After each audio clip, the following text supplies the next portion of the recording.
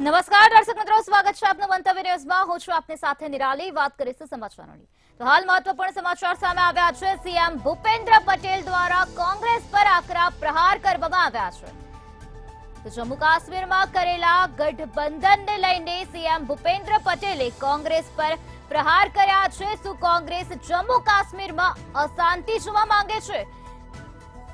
તો શું કોંગ્રેસ અલગ ધ્વજના વાયદાનું સમર્થન કરે છે? તેવી વાત આજે સીએમ ભૂપેન્દ્ર પટેલ દ્વારા કરવામાં આવી છે। સીએમ ભૂપેન્દ્ર પટેલે કોંગ્રેસ પર આકરા પ્રહાર કર્યા છે। જમ્મુ કાશ્મીરમાં કરેલા ગઠબંધનને લઈને સીએમ ભૂપેન્દ્ર પટેલે કોંગ્રેસ પર પ્રહાર કર્યા છે।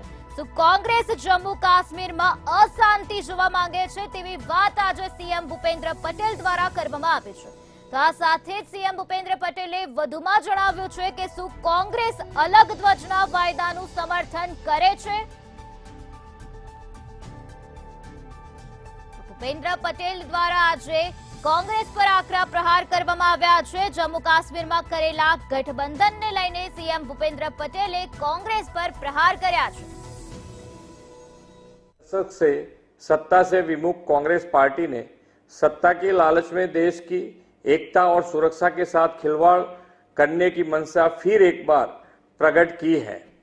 जम्मू कश्मीर चुनाव में अब्दुल्ला परिवार की जम्मू कश्मीर नेशनल कॉन्फ्रेंस के साथ गठबंधन करके कांग्रेस पार्टी ने अपने मंसूबों देश के सामने रखा है। देश की जनता जानना चाहती है कि नेशनल कॉन्फ्रेंस पार्टी ने घोषणा पत्र में किए वादों का इस प्रकार से समर्थन कर रही कांग्रेस पार्टी क्या जम्मू कश्मीर में फिर से अलग झंडे के वादे का समर्थन करती है? जवाब दीजिए। क्या कांग्रेस पार्टी 370 और आर्टिकल 35A वापस लाकर जम्मू कश्मीर को फिर से अशांति और आतंकवाद के युग में धकेलना चाहती है?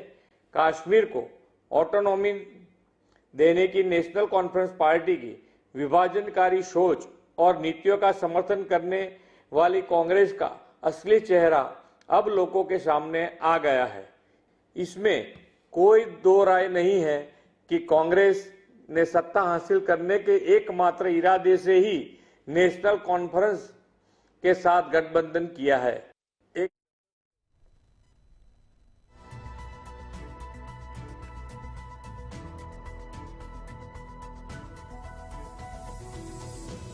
કોન્ફરન્સ સાથે ગઠબંધન કર્યું છે, જેને લઈને આજે સીએમ ભૂપેન્દ્ર પટેલ દ્વારા કોંગ્રેસ પર આકરા પ્રહાર કરવામાં આવ્યા છે।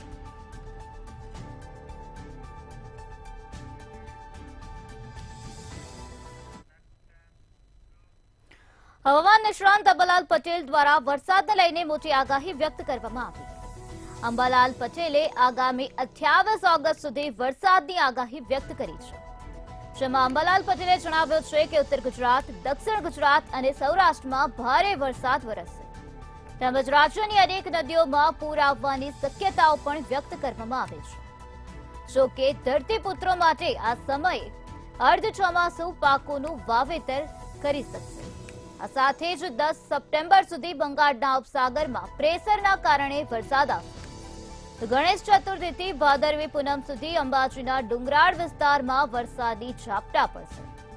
હવામાન નિષ્ણાંત અંબાલાલ પટેલ દ્વારા આ પ્રકારની આગાહી વ્યક્ત કરવામાં આવે છે। વરસાદને લઈને અંબાલાલ પટેલે આગાહી વ્યક્ત કરી છે। ગણેશ ચતુર્થીથી ભાદરવી પૂનમ સુધી અંબાજીમાં વરસાદ રહેશે, તો રાજ્યમાં ભારેથી અતિભારે વરસાદની સંભાવના વ્યક્ત કરવામાં આવી છે।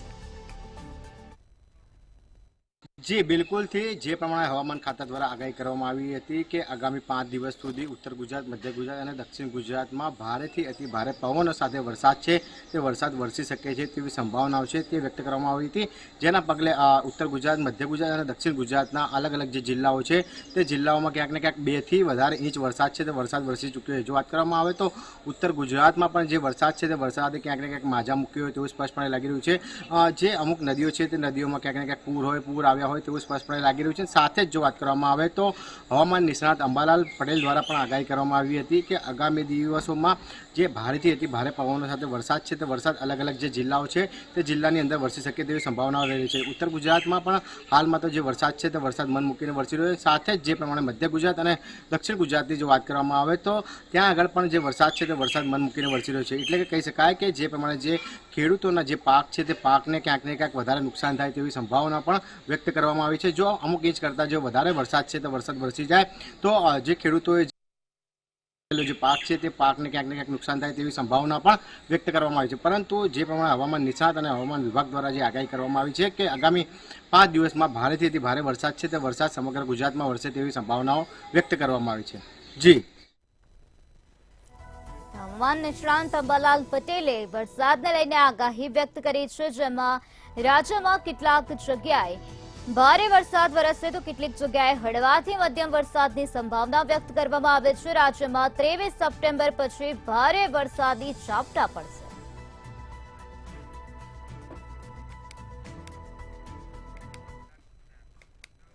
રાજકોટની વાત કરીએ તો રાજકોટનો લોકમેળો ખુલ્લો મૂકવામાં આવ્યો છે। કૃષિ મંત્રી રાઘવજી પટેલના હસ્તે લોકમેળો ખુલ્લો મૂકવામાં આવ્યો। પૂર્વ મુખ્યમંત્રી વિજય રૂપાણી, મંત્રી ભાનુ બાબરિયા સહિતના લોકો તે સમય દરમિયાન ઉપસ્થિત રહ્યા, જ્યારે ઇતિહાસમાં પ્રથમ વખત લોકમેળો યાંત્રિક રાઇડ વગર જ ખુલ્લો મૂકવામાં આવ્યો છે। એસઓપીનું પાલન ન થતા યાંત્રિક રાઇડ એક પણ શરૂ કરવામાં નથી આવી। સૌરાષ્ટ્રનો સૌથી મોટો લોકમેળો અત્યારે ખુલ્લો મૂકી દેવામાં આવ્યો છે। કૃષિ મંત્રી દ્વારા આ મેળાનું ઉદ્ઘાટન કરવામાં આવ્યું છે। કૃષિ મંત્રીએ આ મેળો ખુલ્લો મૂક્યો છે તે સમય દરમિયાન વિજય રૂપાણી પણ ઉપસ્થિત રહ્યા હતા, તો કુંવરજી બાવળિયા પણ ઉપસ્થિત રહ્યા હોવાની વિગતો અત્યારે સામે આવે છે। ત્યારે યાંત્રિક રાઇડ વગર જ લોકમેળો ખુલ્લો મૂકી દેવામાં આવ્યો છે। મોટી સંખ્યામાં રાઇડનું ફિટિંગ કરવાનું બાકી હતું। એસઓપીનું પાલન ન થતા એક પણ રાઇડ શરૂ કરવામાં નથી આવી તેવી વિગતો અત્યારે સામે આવે છે। તો સૌરાષ્ટ્રનો સૌથી મોટો લોકમેળો કૃષિ મંત્રી દ્વારા ખુલ્લો મૂકી દેવામાં આવ્યો છે। સૌરાષ્ટ્રનો ખૂબ મોટો મેળો એટલે રાજકોટનો લોકમેળો। આ વખતે અગ્નિકાંડ બાદ રાજકોટના લોકમેળા ઉપર પણ તેની અસર છે તે સીધી દેખાઈ રહી છે। મહત્વની બાબત કે આ વખતે આ લોકમેળામાં રાઇડ્સને પરવાનગી નથી આપવામાં આવી અને આના જ કારણે કહી શકાય કે આ જે માહોલ છે તે પૂરેપૂરો ફીકો દેખાઈ રહ્યો છે। આજરોજ ધરોહર લોકમેળાનું ઓપનિંગ કરવામાં આવ્યું। કૃષિ મંત્રી રાઘવજી પટેલ દ્વારા આનું ઓપનિંગ કરાતા જ કહી શકાય કે લોકો અહીં મેળો જોવા માટે તો આવ્યા, પણ ચોક્કસથી એવું કહી શકાય કે તમામ લોકોએ એક જ વાત કહી કે રાઇડ્સ વગર જે આખો મેળો છે તે ફીકો દેખાઈ રહ્યો છે। આ સાથે પૂર્વ મુખ્યમંત્રી વિજય રૂપાણીએ પોતાના નિવેદનમાં સ્પષ્ટપણે કહ્યું કે નિયમ અનુસાર ચાલવું જરૂરી છે, પણ ચોક્કસથી એવું કહી શકાય કે આ વખતનો જે મેળો છે તે ફીકો છે। હાલ એક બાજુ જ્યાં સરકારનો જે એસઓપી જાહેર કરવામાં આવી છે એ એસઓપી અનુસાર કોઈપણ સંજોગોમાં આ જે મેળો છે તે ક્યાંક ને ક્યાંક થવું અનિવાર્ય હતું, પણ છતાંય કેટલાક જે નિયમો એવા હતા કે જે આ નિયમ ખૂબ જ કઠિન હતા રાઇડ સંચાલકો માટે, અને તેના જ કારણે આ વખત જે રાઇડ સંચાલકોએ રાઇડ્સ શરૂ ન કરી શક્યા। ખૂબ જ ગંભીર બાબત કહેવાય અને એક માહોલ છે તે ક્યાંક શાંત દેખાઈ રહ્યો છે, પણ મેળાનો જે માહોલ હોવો જોઈએ એ માહોલ નથી દેખાઈ રહ્યો। તેના વચ્ચે રાઘવજી પટેલે આજરોજ મેળાનું ઓપનિંગ કર્યું। ચોક્કસથી લોકોની સ્પષ્ટ માંગણી છે કે સરકારની જે એસઓપી છે તે ક્યાંક હળવી થવી જોઈએ અને રાઇડ્સને ક્યાંક ને ક્યાંક પરવાનગી આપવી જોઈએ, જેથી કરીને લોકો મેળો માણી શકે। કારણ કે હાલ અત્યારે મેળાના દ્રશ્યો ખૂબ જ એક શાંત માહોલ દેખાઈ રહ્યો છે। જે મેળો છે તે ખૂબ જ એક ખિલખિલાટ વાતાવરણ હોય છે તે માહોલ અત્યારે નથી દેખાઈ રહ્યો। સ્પષ્ટપણે તમામની એક જ માંગણી છે કે ક્યાંક ને ક્યાંક સરકાર થોડીક પોતાની જે એસઓપીના નિયમ છે તે ક્યાંક હળવા કરે, જેથી કરીને રાઇડ સંચાલકો રાઇડ્સ શરૂ કરી શકે। જી જે રીતે અમારા સંવાદદાતાએ જણાવ્યું કે એક પણ રાઇડ્સ વગર મેળો ખુલ્લો મૂકી દેવામાં આવ્યો છે। કૃષિ મંત્રી રાઘવજી પટેલના હસ્તે આ મેળો આજે ખુલ્લો મૂકવામાં આવ્યો, ત્યારે તે સમય દરમિયાન વિજય રૂપાણી પણ ઉપસ્થિત હોવાની વિગતો અત્યારે સામે આવી છે। તો આ સાથે કુંવરજી બાવળિયા પણ ત્યારે ઉપસ્થિત હતા. મંત્રી કુંવરજી બાવળિયા, સાંસદ સહિતના અનેક લોકો ખાસ ઉપસ્થિત રહ્યા હતા. તો સૌરાષ્ટ્રનો સૌથી મોટો લોકમેળો અત્યારે ખુલ્લો મૂકી દેવામાં આવ્યો છે. યાંત્રિક રાઈડ વગર જ લોકમેળો ખુલ્લો મુકાયો છે. તો મોટી સંખ્યામાં રાઈડનું ફિટિંગ કરવાનું બાકી હતું તેવી વિગતો પણ અત્યારે સામે આવી છે. ત્યારે એસઓપીનું પાલન ન થતા એક પણ રાઈડ શરૂ કરવામાં નથી આવી. એક પણ રાઈડ વગર આ મેળો ખુલ્લો મૂકી દેવામાં આવ્યો છે. તો કૃષિ મંત્રીના હસ્તે આજે આ મેળો ખુલ્લો મૂકવામાં આવ્યો છે.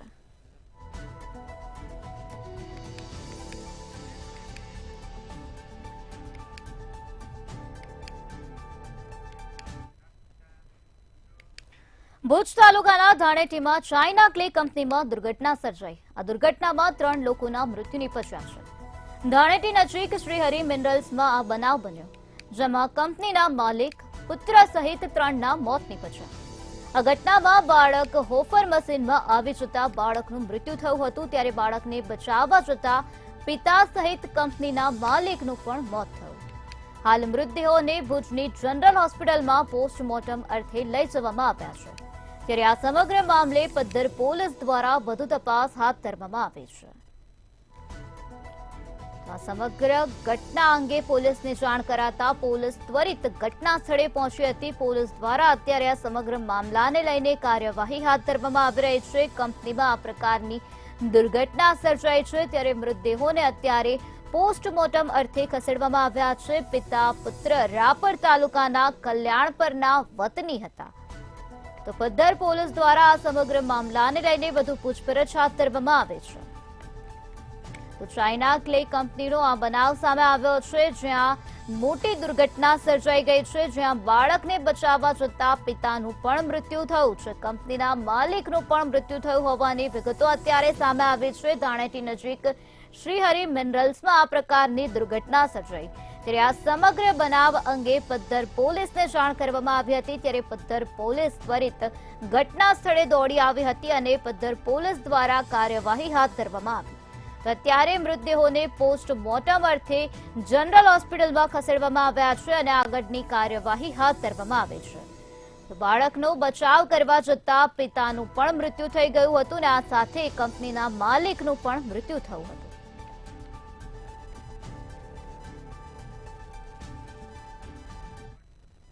ભુજ તાલુકાના ધાણેટી નજીક આવેલ ચાઇના ક્લે કંપનીમાં એક કરુણ દુર્ઘટના સર્જાઈ હતી, જેમાં 3 લોકોના મોત થયા છે.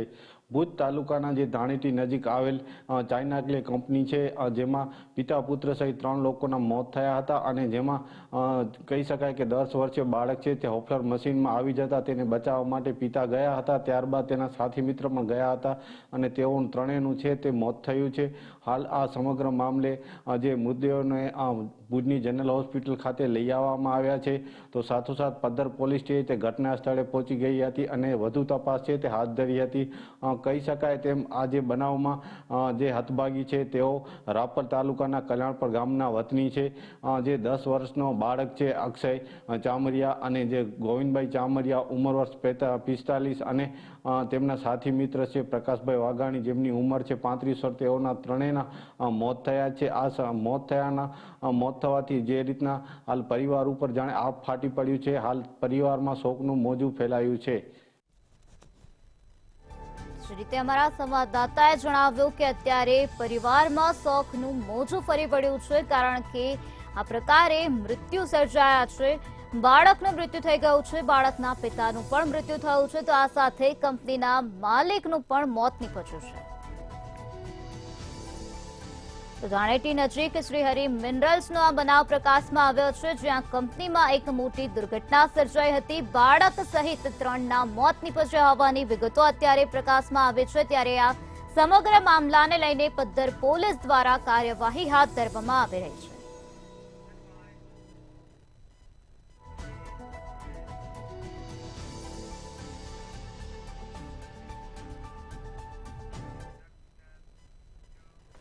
સુરતની વાત કરીએ તો સુરતમાં પોલીસના નામે તબીબ સાથે ઠગાઈ આચરવામાં આવી છે. પોલીસના નામે 3 ભેજાબાજોએ કારસ્તાન રચ્યું અને છેતરપિંડી આચરી. ડિગ્રી વિના પ્રેક્ટિસ કરો છો કહીને પૈસા પડાવી લેવામાં આવ્યા છે। 3 ભેજાબાજોએ ડોક્ટર પાસેથી રૂપિયા 4,25,000 પડાવી લીધા છે। ત્યારે આ સમગ્ર બનાવ અંગે પોલીસ મથકમાં જાણ કરવામાં આવી હતી। ત્યારે પોલીસ મથકમાં ફરિયાદ નોંધવામાં આવી છે અને પોલીસ દ્વારા અત્યારે વધુ પૂછપરછ હાથ ધરવામાં આવે છે। તો પોલીસના નામે 3 ભેજાબાજોએ આ પ્રકારનું કારસ્તાન રચ્યું હતું અને છેતરપિંડી આચરવામાં આવી હતી। ડોક્ટર પાસેથી લાખો રૂપિયા પડાવી લેવામાં આવ્યા છે। તો સુરતમાં પોલીસના નામે ઠગાઈ આચરવામાં આવે છે। સુરતથી આ કિસ્સો સામે આવ્યો છે, જ્યાં તબીબ સાથે છેતરપિંડીનો બનાવ બન્યો છે। તો પોલીસના નામે 3 ભેજાબાજોએ આ પ્રકારનું ષડયંત્ર રચ્યું હતું। ડિગ્રી વિના પ્રેક્ટિસ કરો છો તેમ કહીને પૈસા પડાવી લેવામાં આવ્યા હતા। ભેજાબાજોએ ડોક્ટર પાસેથી લાખો રૂપિયા પડાવ્યા છે।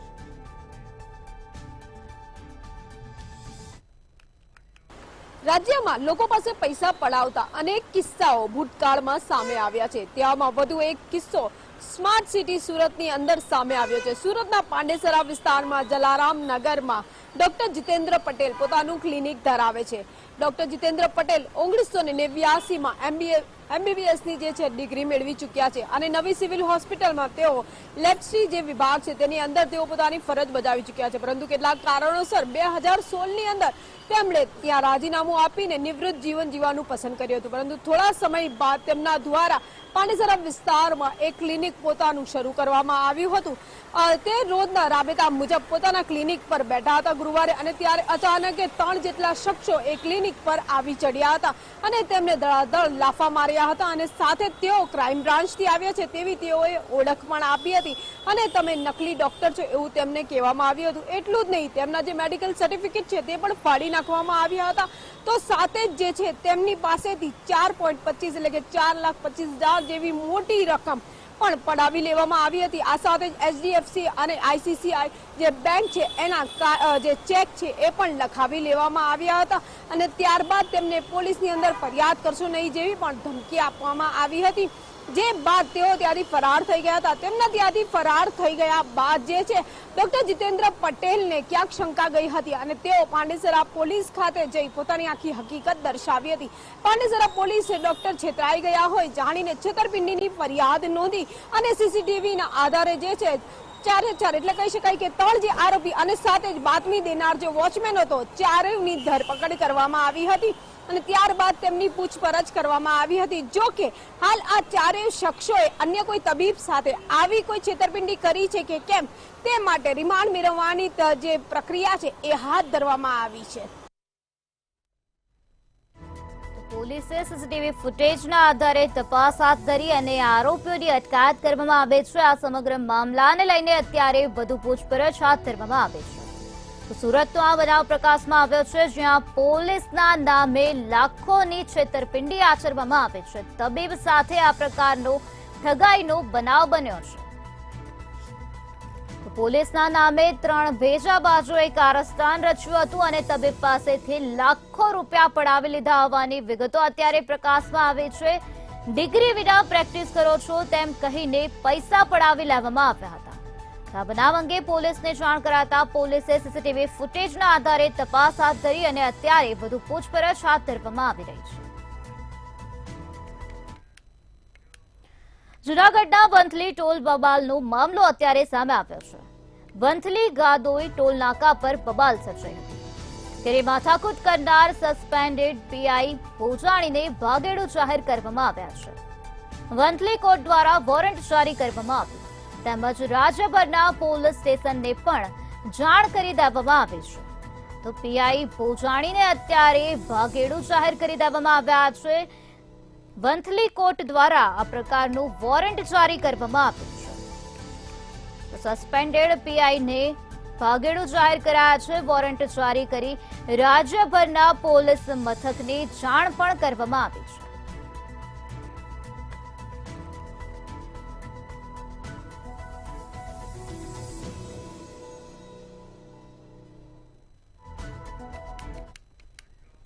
આ ચોક્કસ કે જૂનાગઢના વંથલી નજીક આવેલા ગાદોઈ ટોલ નાકા પર ગત 30 જૂનના રોજ છે તે એક પીઆઈ દ્વારા છે તે દાદાગીરી કરવામાં આવી હતી અને ટોલ બૂથના કર્મચારીને માર મારવામાં આવ્યો હતો અને પોલીસમાં છું, હું પીઆઈ છું કહી અને જે લૂંટ હત્યાની કોશિશ સહિતની જે ફરિયાદ છે તે વંથલી પોલીસ સ્ટેશનમાં ગત 30 જૂનના રોજ નોંધાઈ હતી અને બાદમાં આ પીઆઈ ભોજાણી છે તે ફરાર થઈ ગયા હતા.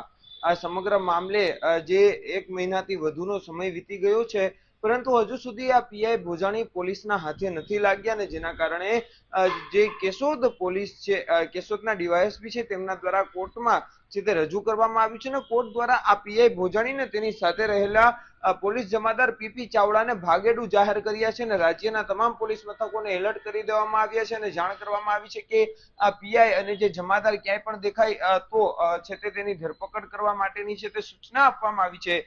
ગત 30 જૂનના રોજ ગાદોઈ ટોલ નાકા પર આ બબાલ થઈ હતી ને જેમાં ટોલના સંચાલક પર હુમલો કરવામાં આવ્યો હતો, જીવલેણ અને હત્યાની કોશિશની ફરિયાદ નોંધાઈ છે તો ક્યાંક મોબાઈલ લૂંટ અને રાયોટિંગનો ગુનો નોંધાયો હતો. પીઆઈ ભોજાણી સહિત 20 જેટલા અજાણ્યા શખ્સો દ્વારા છે તે ટોલ નાકે બબાલ કરી હતી અને એક આખો ગુનાહિત કાવતરું અને મંડળી રચી અને આ ઘટના અને જે પાર પાડવામાં આવી હોવાનું પણ સામે આવ્યું હતું. ત્યારથી જ પીઆઈ ભોજાણી છે તેને સસ્પેન્ડ કરી દેવામાં આવી અને તે ભાગતા ફરે છે, એટલે તેને ભાગેડુ જાહેર કરવામાં આવ્યા છે અને રાજ્યભરના પોલીસ સ્ટેશનને આ બાબતની જાણ પણ કરવામાં આવી છે. પોલીસ જમાદાર પીપી જે ચાવડા છે તેને પણ ભાગેડુ જાહેર કરવામાં આવે છે. એટલે ચોક્કસથી કહી શકાય કે હાલ તો પોલીસના હાથે જ આ પોલીસ અધિકારી નથી લાગ્યા ને જેના કારણે આખા રાજ્યની પોલીસને છે તે એલર્ટ કરી દેવામાં આવી છે. જૂનાગઢના વંથલી ટોલ બબાલનો આ મામલો સામે આવ્યો છે, જેમાં પીઆઈ ભોજાણીને અત્યારે ભાગેડુ જાહેર કરી દેવામાં આવ્યા છે.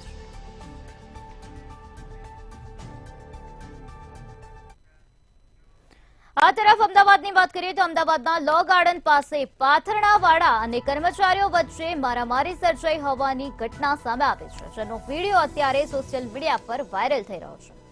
દવાડ ખાતાના કર્મચારીઓ દ્વારા પાથરણાવાળા લોકોને માર મારવામાં આવ્યો હતો.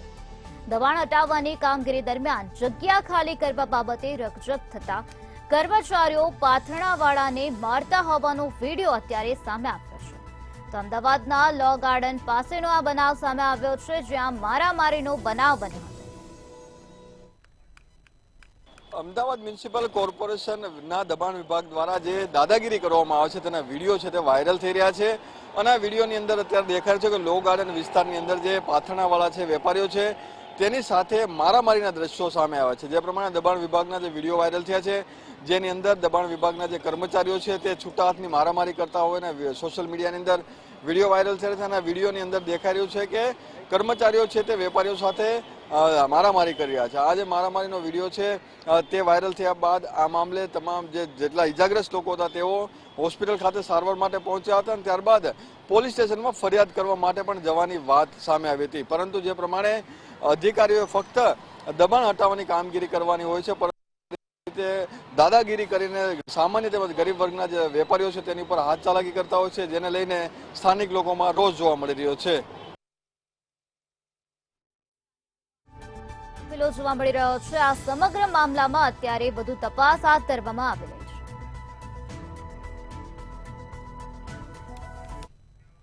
મહેસાણાના ઊંઝામાં બનાવટી ચેક વટાવવાનો પ્રયાસ હાથ ધરવામાં આવ્યો હતો. એપીએમસીનો બનાવટી ચેક વટાવવાનું ષડયંત્ર રચવામાં આવ્યું, જેમાં ચેક પર એપીએમસી વહીવટદાર અને સેક્રેટરીની બનાવટી સહી કરવામાં આવી હતી. જે બાદ સેન્ટ્રલ બેંક ઓફ ઇન્ડિયાના 11 ચેક વટાવવાનો પ્રયત્ન કરવામાં આવ્યો. ત્યારે એપીએમસીના સેક્રેટરી સમગ્ર આ ઘટનાની જાણ થતાં સેક્રેટરીએ ઊંઝા પોલીસ મથકમાં અરજી આપી છે. મહેસાણા જિલ્લાના ઊંઝા તાલુકામાં ઊંઝા એપીએમસી એક એશિયાની પ્રથમ ગણાતી એક એપીએમસી છે અને તેને લઈને તેમાં હાલ બનાવટી ચેકનો વટાવવાનો કારસો સામે આવ્યો છે અને એપીએમસીના વહીવટદાર અને સેક્રેટરીની બનાવટી સહીનો ઉપયોગ પણ કરાયો છે અને એપીએમસી પાસે જે ચેક નંબર છે તે જ check number central bank of ઇન્ડિયાના નામના બનાવટી 11 ચેક વટાવવાનો પ્રયાસ કરવામાં આવ્યો હતો અને કુલ 51.83 લાખના 11 ચેક વટાવવાનો પ્રયાસ થયો છે અને મુંબઈ બ્રાન્ચ દ્વારા ઊંઝા એપીએમસીને જાણ કરતા સમગ્ર મામલો સામે આવ્યો હતો અને નકલી ચેક બનાવી બેંકમાં ક્લિયરિંગ માટે રજૂ કરવામાં આવ્યા હતા અને કુલ 11 ચેકમાં બનાવ્યા હતા અને નંબર નકલી ચેક બનાવી આ સમગ્ર જે હતા ચેક તે એકાઉન્ટમાં નાખવામાં આવ્યા હતા અને લાલી રાઉત અને સ્વપ્ન પુરોહિત નામના શખ્સના ખાતામાં ભરવામાં આવ્યા હતા અને હાલ મુંબઈ ખાતેની સેન્ટ્રલ બેંકની શાખામાં ભરવામાં આવ્યા હતા અને તેને લઈને ચેકને બેંકને શંકા જતા એપીએમસીના સેક્રેટરીને ફોન ઉપર સંપર્ક કરવામાં આવ્યો હતો અને ઊંઝા એપીએમસી સેક્રેટરી અને ઊંઝા પોલીસ સ્ટેશનમાં તે બાબતે અરજી આપવામાં આવી અને પોલીસે વધુ હાથ તપાસ ધરી છે.